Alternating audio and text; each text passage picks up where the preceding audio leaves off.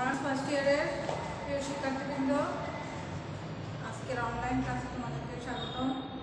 অনেকদিন পরে তোমাদের সাথে ক্লাস নিচ্ছি আমি তোমাদেরকে এরিয়া এবং লেন্থ, পেরিমিটার, ওগুলো নিয়ে দুটো চ্যাপ্টার হয়ে গেছে। এখন আমরা বলছিলাম যে ভলিউমের অঙ্ক করাবো, ভলিউম চ্যাপ্টারটা নিয়ে।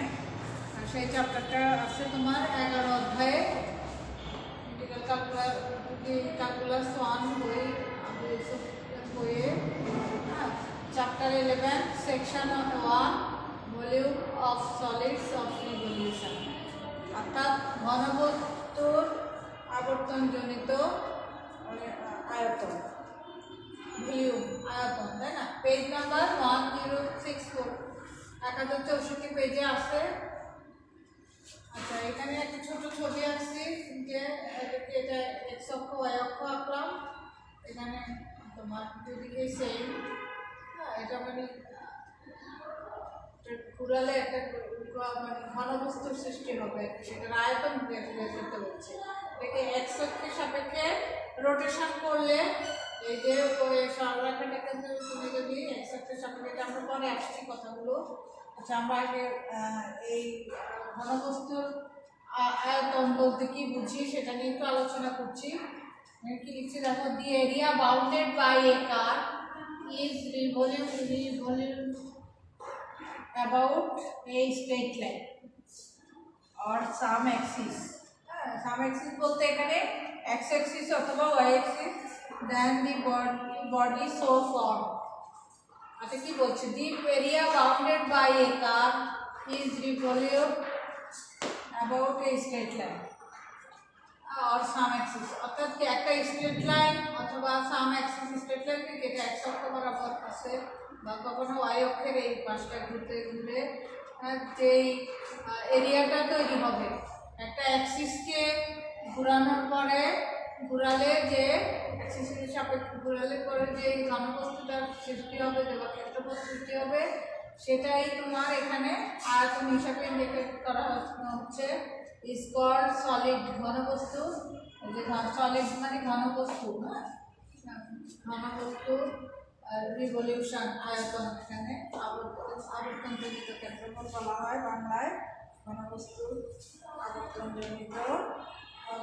আবর্তনজনিত ঘনবস্তু বলা হয়। Is called solid body of revolution. তার মানে এই যে if right angle triangle OAB, right angle triangle OAB, মানে এই সমকোণী ত্রিভুজটাকে OAB is revolved about a line OX, then the right circular cone is formed. তাহলে এই যে তোমার যদি এই যে সমকোণী ত্রিভুজটা OAB, সমকোণী ত্রিভুজটাকে x অক্ষের সাপেক্ষে রিভলিউট করো, মানে ঘোরাও, তাহলে কি হবে, রাইট সার্কুলার কোণ তৈরি হবে। এটা রাইট সার্কুলার কোণ তৈরি করবে, আর সেটাই একটা আয়তনের সৃষ্টি করবে। এটা মানে ঘনবস্তুর আয়তন নিয়ে কথা বললাম। এখন আর 11.2 এটা আছে determination of volume of solid of revolution. মানে ডিটারমিনেশন কীভাবে করবো, মানে আয়তনের সূত্রটা কী হবে মূলত, আয়তনের সূত্র কীভাবে আনছে সেটা বইতে বিশদভাবে উল্লেখ করা আছে। আমরা জাস্ট যেটা the volume of the solid generated by the revolution of area bounded by a curve f of x. এই যে এই কার্ভটার নাম হলো y equal to function of x, x axis, এই যে x axis and the ordinates, ordinates x equal to a, এই যে অর্ডিনেটস মানে কি কোটি, এক্স ইকুয়াল টু এ এবং x equal to b about x axis if its volume v is given by, তাহলে volume কি হবে, তার তৈরি, এই যে দুইটা অর্ডিনেটস x axis এবং এই কার্ভ দ্বারা গঠিত যেই ক্ষেত্রফল বা এরিয়াটা তৈরি হবে, সেটার নাম, সেটাই হলো ঘনবস্তুর এখানে আয়তন সৃষ্টি হবে একটা। সেই আয়তনটাকে ভি নাম দিচ্ছি এবং সেটা ভি ইকুয়াল টু কি পাবো আমরা, এ টু বি, অর্থাৎ লিমিট হবে এক্স এর মান এ থেকে বি পর্যন্ত পাই ওয়াই স্কোয়ার ডিএক্স। অর্থাৎ ভলিউম নির্ণয়ের এই সূত্রটা হবে সেটা কার ক্ষেত্রে, এই চারটা ইন্ডিকেটার্স নিয়ে গঠিত, ইন্ডিকেটার্স নিয়ে গঠিত। মানে এই x equal to a, x equal two b, y equal two f of x এবং x এক্সিস, এই চারটা, হ্যাঁ এই চারটা দ্বারা গঠিত যে সলিড ফলে রিভলিউশনের পরে যে ঘনবস্তু সৃষ্টি হবে সেই ঘনবস্তুর আয়তন হবে এই সূত্র। এই প্রমাণটা কীভাবে হচ্ছে সেটা আমাদের দেখার জন্য, একটু শিক্ষার জন্য দেখে নিবা তোমরা প্রমাণটা কি করে এটা আসলো, কিন্তু আমাদের সূত্রটা লাগবে অঙ্ক করতে গিয়ে এই সূত্রটাকে ডাইরেক্ট মনে রাখতে হবে।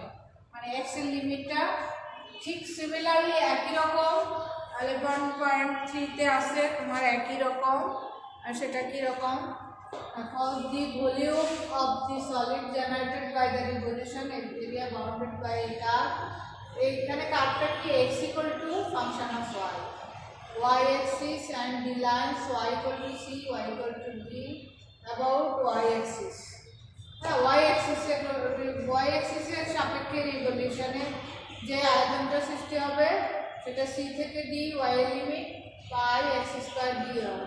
এই তাহলে এই ছবিটা কেমন হচ্ছে, এটা হবে মানে এই দিকে হবে তাই না, এরকম হবে, এই যে কার্ভ, এটা x equal to function of y একটা কার্ভ, এটা y equal two c, y equal two d, আর এটা হলো y অ্যাক্সিস তাই না, এটা y অ্যাক্সিস, এটা হলো y অ্যাক্সিস এই সরলরেখাটা। তাহলে এই চারটা জিনিস দ্বারা সীমাবদ্ধ এরিয়া, সীমাবদ্ধ যে আয়তনটা সেটা v ইকুয়াল টু y এর লিমিট হবে এখানে c টু d পাই x স্কয়ার dy। তাহলে এটা একটা সূত্র গেল।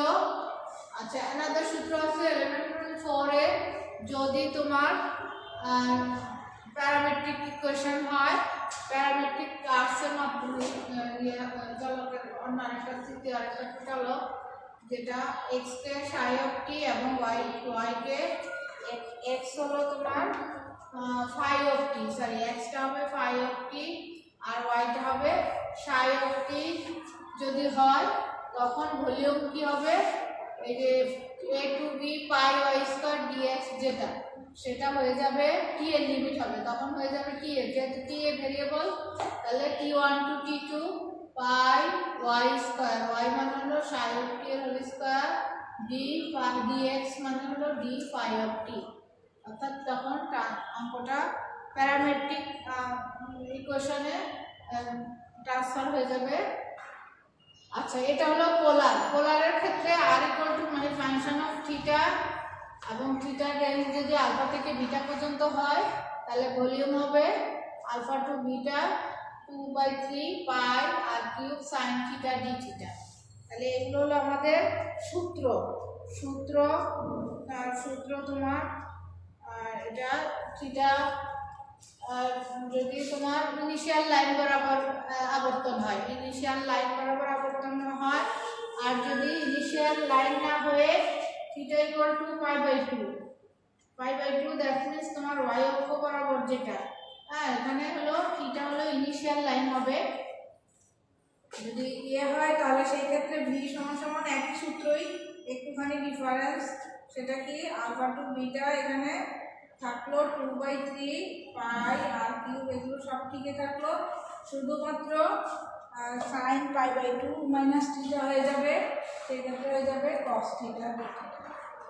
অর্থাৎ প্রথমটা হলো ইনিশিয়াল লাইনের ক্ষেত্রে পোলারটাকে ঘোরালে এখানে থিটা ইকুয়াল টু 0 আর এখানে হলো থিটা ইকুয়াল টু পাই/2 এই লাইন বরাবর, তাই না।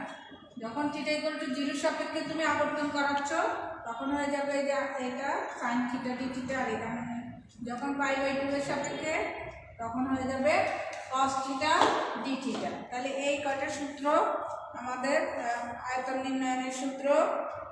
এখন আমরা অঙ্কতে যাব, আমাদের অঙ্ক আছে কয়েকটা অঙ্ক আছে, আমরা একটা দুটো অঙ্ক দেখাচ্ছি নিয়মের উপরে।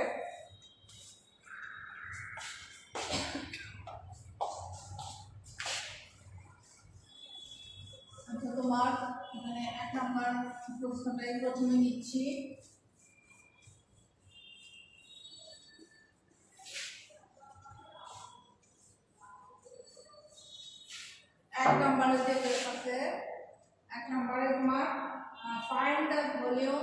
অবস্থাটা এরকম find the volume of the solid formed by the solid formed by the revolution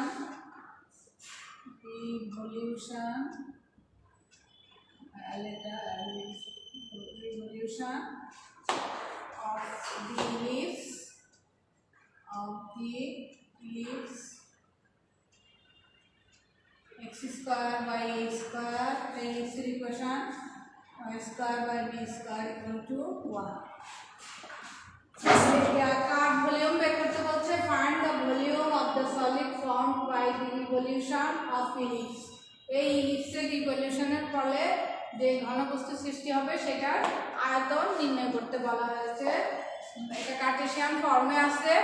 তাহলে কার্টেসিয়ান ফর্মের ক্ষেত্রে আমরা সূত্র যেটা জানি যে v ইকুয়াল টু x এর লিমিট হবে, x এর লিমিট এ টু বি x এর লিমিট আমাদের অঙ্কতে বের করে নিতে হবে phi y স্কয়ার dx। তাহলে সেই সূত্র অনুসারে আমরা এটা সলিউশনটা করছি।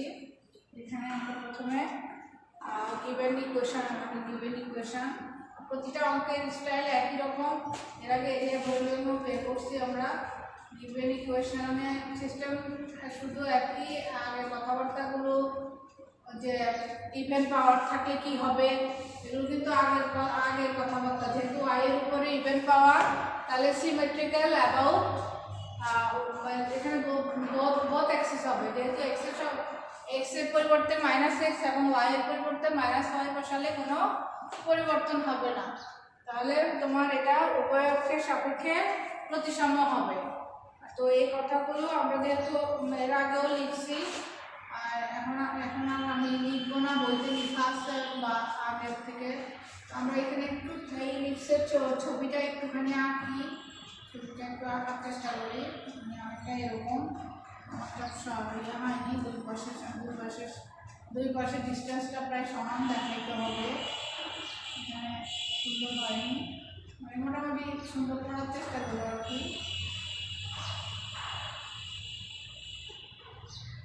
আচ্ছা, যা হয়েছে। আর এটা একটা ইলিপস আঁকলাম, এটা এক্স অক্ষ, এটা ওয়াই অক্ষ, এটা বিন্দু। এখানে বিন্দু দেওয়া জাস্ট এই ড্যাশ, এটা এ বিন্দু, এটা বি ড্যাশ হবে, এটা বি হবে। হ্যাঁ, আচ্ছা, এখানে ছোট্ট একটা মানে স্পেস, এটাকে রিভলিউশন রিভলিউশন। আচ্ছা, এখন গিভেন ইকুয়েশন এটা, তাহলে the curve 1 is symmetrical, the curve 1 is symmetrical about both axes, তাই না? about both axes,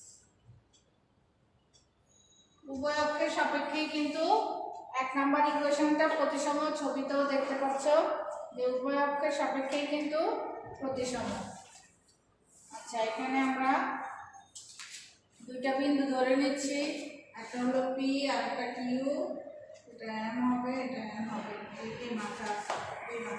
তাহলে আমরা দুইটা এই কথাগুলো একটু লিখে নিলে ভালো হয়। লেখ পি হলো, পি বিন্দুটা হলো এক্স ওয়াই, অ্যান্ড দুইটা নেইবারিং পয়েন্ট, কাছাকাছি দুইটা বিন্দু ধরে নিচ্ছি। একটা হলো x plus delta x, y plus delta y, বিডি। এই প্রত্যেকটা অঙ্কে প্রায় এই ধরনের কথাগুলো থাকবে। নেইবারিং পয়েন্টস,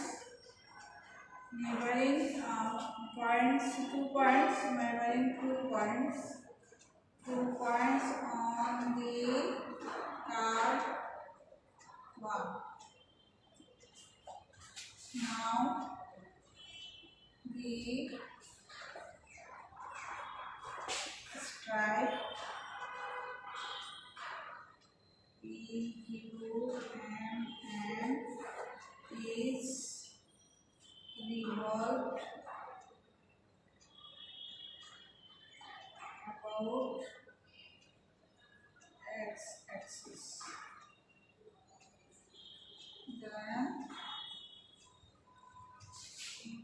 ফর্ম, এগুলো আমাদের কথাবার্তাগুলো লেখা ফর্ম এ সার্কুলার ডিস্ক।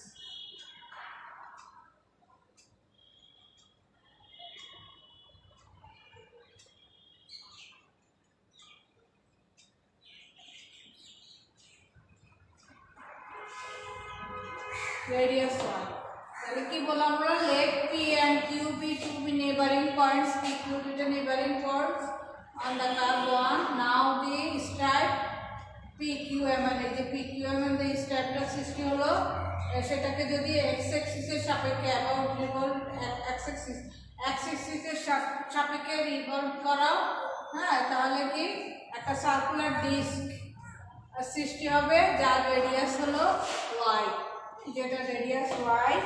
সুতরাং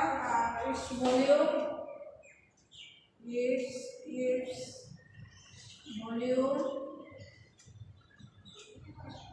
is pi y square delta x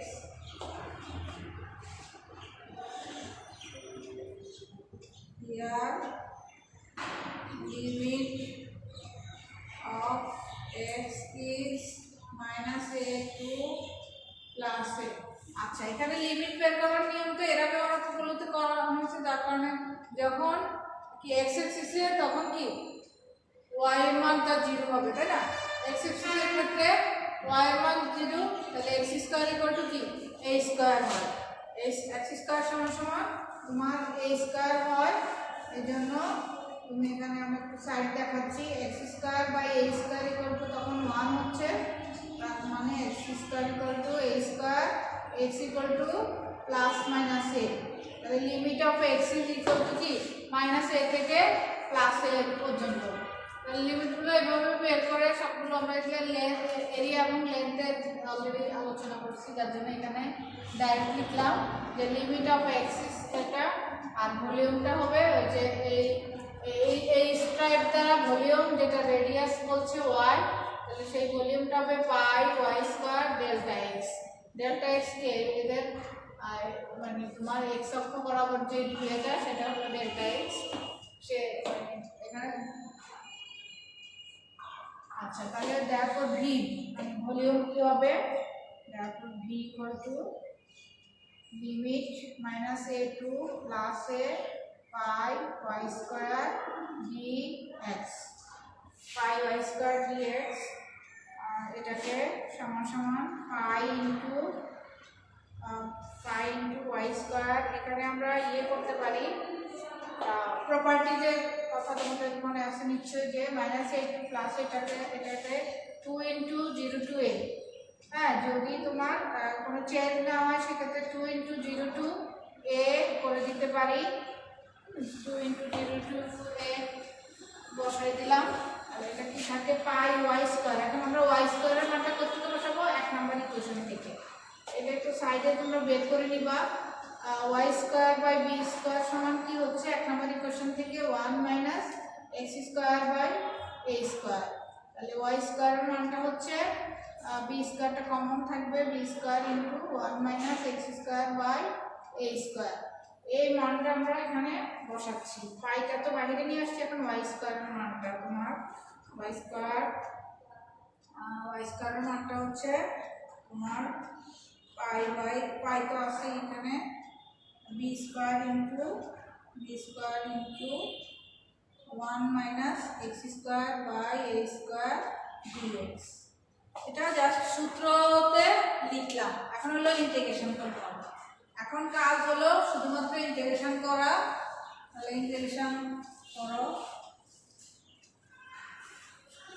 সূত্রতে অঙ্কটা সূত্রতে ফেলে দিলেই হলো সমান সমান 2 পাই b স্কয়ারটা কনস্ট্যান্ট, সেটা বাইরে নিয়ে আসি 0 টু a এখানে একটু ক্যালকুলেশন, এখানে a স্কয়ারটাও লসাগুর সাথে আমরা নিয়ে আসি, এটা a স্কয়ারটা ভাগ করে নিয়ে আসি, এখানে থাকবে উপরে হলো a square minus x square dx। এটা হলো আচ্ছা এটা, তাই না? এখন আমরা ইন্টিগ্রেশন তো সহজ আছে, 2 pi b square by a square, x এর সাপেক্ষে integration a square x minus x cube by 3 a 0 শুধু আবার লিমিটের জন্য বসবে যেহেতু তার সাথে আছে x আছে তাহলে তোমার এখানে a বসাও a কিউব আর এটা a কিউব বাই 3 হবে আর মাইনাস 0 হয়ে যাবে 0 বসালে দুইটার জন্য 0 আমরা সেটা লিখছি না আর এখানে 2 pi b square by a square into এখানে কত হবে 2/3 হবে তাই না 2/3 a কিউব থাকবে 2/3 এখানে একটু ক্যালকুলেশনে কি হবে 4 পাই a তাই না একটা কাটা যাবে a স্কয়ার আর a কিউবের মধ্যে 4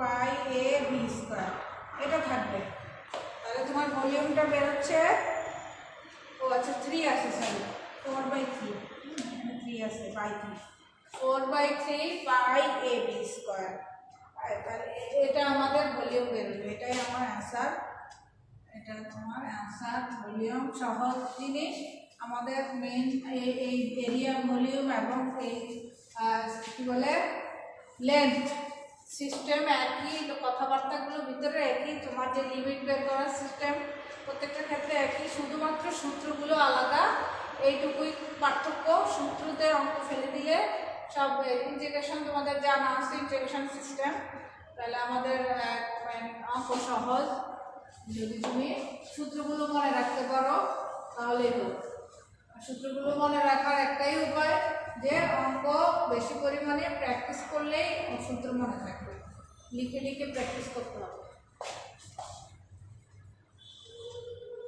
আচ্ছা তাহলে এটা হলো একটা অঙ্ক আমরা আরেকটা অঙ্ক দেখবো ছোট দেওয়া আছে বিভিন্ন ইয়েতে বা কার্টেশিয়ান আছে কার্টেশিয়ান থেকে পোলারের কোনো অঙ্ক পোলার ফর্মে কোনো অঙ্ক পাইবে না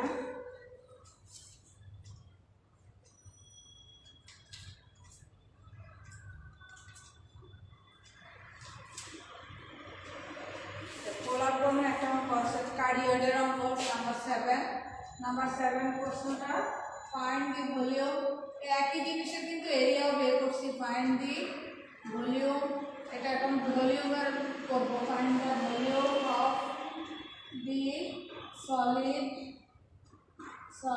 রিভলিউশন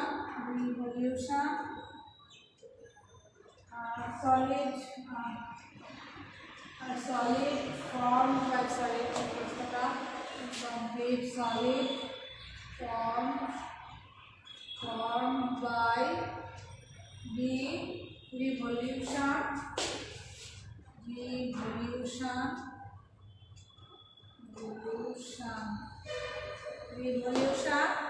of the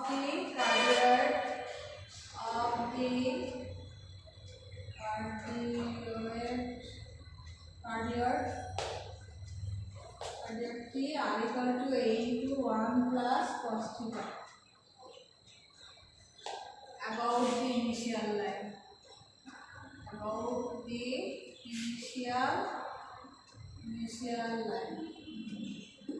তাহলে প্রশ্নটা কি বলছে find the volume of the solid formed by the revolution of the cardiac r equal to a cos a into 1 plus cos theta about the initial line অর্থাৎ এই কার্ডিয়াকটাকে ইনিশিয়াল লাইনের সাপেক্ষে আবর্তন করালে যে ঘনবস্তুটা সৃষ্টি হবে তার আয়তন নির্ণয় করো তাহলে আমরা প্রথমে তো মানে হালকা আমাদের কার্ডিয়াকের ছবি সম্পর্কে আমাদের জানা আছে অলরেডি এই ছবিটা এই ধরনের আসবে আর এবং থিটার সাহায্যে মানটা বসাই আমরা এটা এই ধরনের একটা কার্ডিয়াক আসবে এই ধরনের একটা আসবে এটা হলো থিটা ইকুয়াল টু π/2 আর এই লাইনটা হলো থিটা ইকুয়াল টু 0 মানে ইনিশিয়াল লাইন এই পাশে হলো থিটা ইকুয়াল টু π হ্যাঁ এই বিন্দুটা ও বিন্দু নিলাম আর এখানে একটা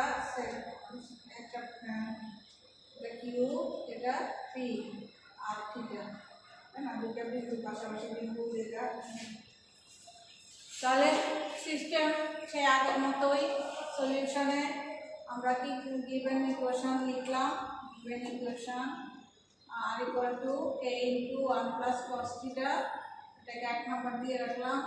আচ্ছা দেখো এখানে থিটার জায়গায় যদি তুমি মাইনাস থিটা বসাও তাহলে কোনো চেঞ্জ হচ্ছে না, তাই না? কস অফ মাইনাস থিটা মানে কস থিটা, তাহলে দেখা যাচ্ছে যে কোনো পরিবর্তন হচ্ছে না। তাহলে রুলস অনুসারে ইনিশিয়াল লাইনের সাপেক্ষে প্রতিসম হবে। এই কথাটা একটু লিখে দিতে হবে। The curve 1 is symmetrical, 1 is symmetrical about the initial line। তাহলে ইনিশিয়াল লাইনের সাপেক্ষে প্রতিসম হবে। এখন আমাদের কি করতে হবে? লিমিট বের করতে হবে। লিমিট বের করো। তাহলে লিমিট বের করার জন্য if r equal to 0 then এই যে নাম্বার 1 ইকুয়েশনটা কি হবে? then 1 plus cos theta সমান 0, সেখান থেকে cos theta equal to -1, that means cos pi এর মান হলো cos প্লাস মাইনাস পাই দুটার মানে -1, অতএব theta equal to plus minus pi. তাহলে পুরা কার্ডিয়রটা লাই করবে কোথায়? পুরা cardioid, so the cardioid lies between -pi to +pi. অর্থাৎ এই পাশে হলো থিটা ইকুয়াল টু -পাই আর এই পাশটা হলো থিটা ইকুয়াল টু পাই। অর্থাৎ -পাই থেকে +পাই পর্যন্ত সীমানার মধ্যে পুরোটা কার্ডিয়ার অবস্থান করে। এখন পোলারের ক্ষেত্রে আমাদের ভলিউমের যে সূত্রটা সেটা আমরা অ্যাপ্লাই করব। তার আগে যে আপার হাফে দুটো পয়েন্ট নিব, এই কথাটা একটু আসবে। তাহলে আপার হাফের জন্য লিমিট কি হবে? Upper half of the কার্ডিয়য়েড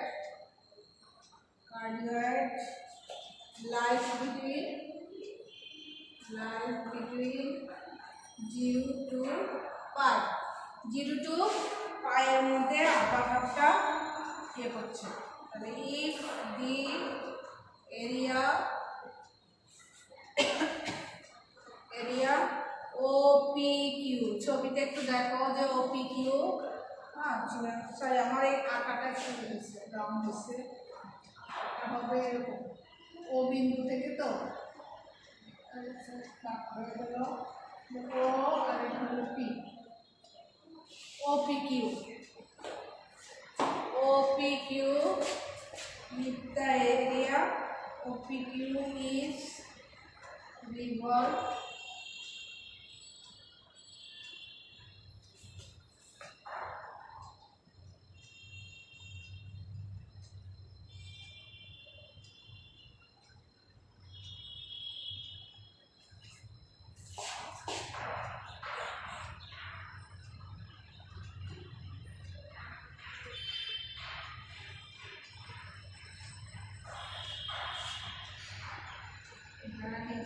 form a volume। কি ভলিউম তৈরি করবে? সে ভলিউমটা তৈরি করবে 2/3 pi r cube sine theta. Initial লাইনের সাথে সাইন থিটা, মানে এই ভলিউমটা সৃষ্টি করবে। এই ওপিকিউ এরিয়াটা রিভলভের পরে এই এরিয়াটা মানে ভলিউমটা সৃষ্টি করবে। তাহলে given if its volume is V, যদি এটা ভলিউম V হয় দেন V ইকুয়াল টু কি লিখতে পারি? V ইকুয়াল টু লিমিট কি হবে? আপার হাফে হলো 0 to pi 2/3 pi r cube sine theta d theta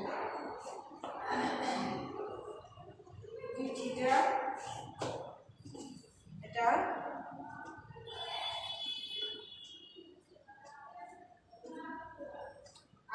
তার জন্য তোমার এটা হলো, এখন আমাদের জাস্ট কি করতে হবে, ইন্টিগ্রেশন করতে হবে, তাই না? ইন্টিগ্রেশনের কাজ, তাহলে ইন্টিগ্রেশনের কাজ করেই আমরা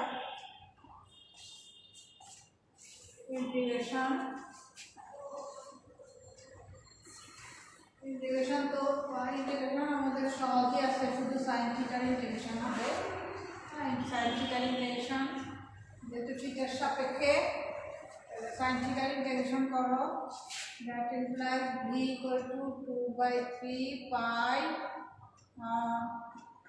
আর কিউব, পাই আর কিউব, এখানে আর এর মান আরেকটা লাইন হবে 0 টু পাই আর কিউব, আর এর মানটা দিতে হবে, আর এর মান কি a into 1 plus cos theta, তাহলে a plus 1 plus cos theta whole cube, আর এখানে সাইন থিটা আছে d থিটা।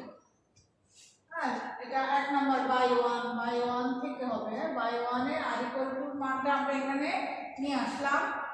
আচ্ছা, এখন তাহলে ইন্টিগ্রেশন একটু বড়ই হয়ে যাচ্ছে, সেক্ষেত্রে আমরা সব কনস্ট্যান্টগুলো বাইরে নিয়ে আসি, 2 pi a cube by 3 0 to pi 1 plus cos theta সমান 2 কস স্কয়ার থিটা বাই 2, এটা হোল কিউব, আর সাইন থিটা সমান লেখা যায় 2 sine theta by 2 cos theta by 2 d theta, তাই না? এটা লিখা যায়, ছবিটার দরকার নেই আমাদের, ছবি লিখে দিলাম। আচ্ছা, এখানে কিছু কনস্ট্যান্ট, সেগুলোকে আমরা গুণ করে বাইরে নিয়ে আসি। আর দেখো এখানে 2 কিউব মানে 8 আর 16 দুগুণে তোমার 32, 32 pi a cube by 3 0 to pi আর cos টু দি পাওয়ার 6, আর এখানে একটা 7 থিটা বাই 2 আর sine theta by 2 d theta, এটা রইল, তাই না? এটা রইল 0 to pi cos to the power 7 theta by 2 sine theta by 2। আচ্ছা, এটা দেখতে মানে কাছাকাছি গামা বিটা, কিন্তু নট গামা বিটা, সেটাকে আমরা পুট করবো কাকে, থিটা বাই 2 সমান সমান অন্য আরেকটা ভেরিয়েবল ধরে নিব, মনে করো যে সেটা টি ধরলাম, তাহলে theta equal two 2t, D theta সমান সমান হবে 2dt। আর যদি সেক্ষেত্রে আমাদের লিমিটও চেঞ্জ করতে হবে, লিমিট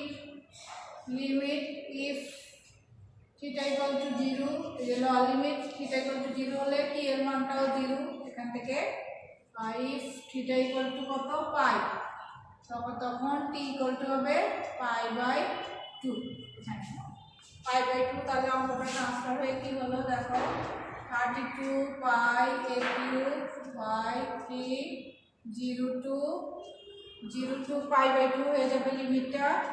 আচ্ছা, cos টু দি পাওয়ার 7 টি হবে, তাই না? আমরা থিটা বাই 2 সমান টি ধরছি, এটা হবে সাইন টি, আর ডি থিটার মান কি আসলো 2dt। আচ্ছা, আরেকটা 2 বাইরে চলে আসবে, সেটা চলে আসলে গুণ হয়ে গেল 64 pi a cube by 3 0 to pi by 2 cos to the power 7t sine t dt, এটা থাকলো। এখন অঙ্কটা চলে গেল আমাদের গামা বিটার অঙ্ক। গামা বিটার সূত্র অনুসারে আমরা কি লিখতে পারি, এখন আমাদের কাজ শুধুমাত্র ইন্টিগ্রেশনের কাজ, ইন্টিগ্রেশন ভালো পারলেই এগুলো কোনো ব্যাপার না। গামা এন প্লাস, এখানে সাইন কস দুটাকে দেয়, এটা সাইনটা মূলত আগে লেখা হয় sine to the power n cos to the power n, m plus 1/2 যদি সাইন আগে ধরি তাহলে 1 প্লাস 1 মানে 2/2 হয়। আমি 2/2 লিখি, সেটা মানে 1 একবার কেটে লিখতেছি। এগুলো অঙ্ক আমরা এত করছি যেগুলো মুখে মুখে আমরা সেরে ফেলতে পারি। আর এটা হলো 7 plus 1/2, that means 8/2, that means 4, gamma 4। আর 2 ইন্টু সূত্র কি, সূত্রটা একটু সাইডে লিখে নিবা যাতে তোমার সূত্র গামা বিটা মানে বিটা এম এর সূত্র, তাই না? বিটা এম এন বাম পাশে হলো বিটা এম এর রিলেশনটা, gamma beta relation, gamma m sorry এই সূত্রটা সমান, এই সূত্রটা হলো এরকম 0 to π/2 sin to the power m theta cos to the power n theta d theta সমান সমান gamma m/2 m plus 1/2 gamma m plus 1/2 divided by 2 into gamma m plus n plus 2 divided by 2। আচ্ছা তাহলে m plus n 7 আর 8 plus 2 অর্থাৎ 10 divided by 2, তাহলে কি অর্থ হচ্ছে 5 হবে, গামা 5 হবে, গামা 5 হবে। তাহলে আমরা এখন এখানে এই 2 আর একটু চলে যাবে, আবার হয়ে যাবে 32 পাই a³/3। আচ্ছা গামা 1 এর মান 1, গামা 4টাকে ফিক্সড রেখে দিলাম, গামা 4 ফিক্সড রেখে দিলাম, এটা কাটাকাটি করব। আর গামা 5 ইকুয়াল টু কি লিখবো, গামা 5 এর মান হবে 4 ইন্টু গামা 4, এটার মানটা হবে 4 ইন্টু গামা 4। তাহলে গামা 4 ক্যান্সেল হয়ে যাবে, থাকে হলো এখানে 4 আর এখানে 4 8 থাকবে, পাই a³/3 এটাই থাকবে, 8 পাই a³/3, তাই না? এই 4 আর এটা কাটা যাবে, গামা 4 চলে যাবে, আমাদের এটাই উত্তর 8 পাই a³/3, এটাই আমাদের আনসার বেরোলো, ভলিউম বেরোলো। কার্ডিওয়েডের ভলিউমটা আমাদের এটাই বেরোলো। তাহলে তোমার আমাদের সেকশন 1 শেষ হয়ে গেল। সেকশন 2তে সিলিন্ড্রিক্যাল শেল আমরা আজকে এই পর্যন্তই থাকবো, আগামী ক্লাসে সিলিন্ড্রিক্যাল শেল, তারপরে আমাদের শেষ। বিবিধ নিয়ে আমার আলোচনা দরকার দেখছি না, কারণ বিবিধ মানে সব পিছনের পড়ালেখা। সিলিন্ড্রিক্যাল আমরা আর একটা ক্লাস করলে তোমাদের সাথে আমাদের ইন্টিগ্রাল ক্যালকুলাসের অংশটা শেষ হয়ে যাবে। তো তোমরা বাসায় প্র্যাকটিস করবে, আর বিষয়গুলো আসলে খুব সহজ, মূলত হলো যে প্র্যাকটিস না করার জন্যই পারা না। পরীক্ষা হলে ইন্টিগ্রাল ক্যালকুলাস তোমরা বরাবরই কম আনসার করে থাকো, আমি খেয়াল করেছি যে ইন্টিগ্রাল ক্যালকুলাস কোশ্চেনটা কম দেয়, প্র্যাকটিস না থাকার কারণে সূত্রগুলো তোমাদের মনে থাকে না। তো ঠিক আছে, তোমরা সবাই ভালো থাকো, আল্লাহ হাফেজ।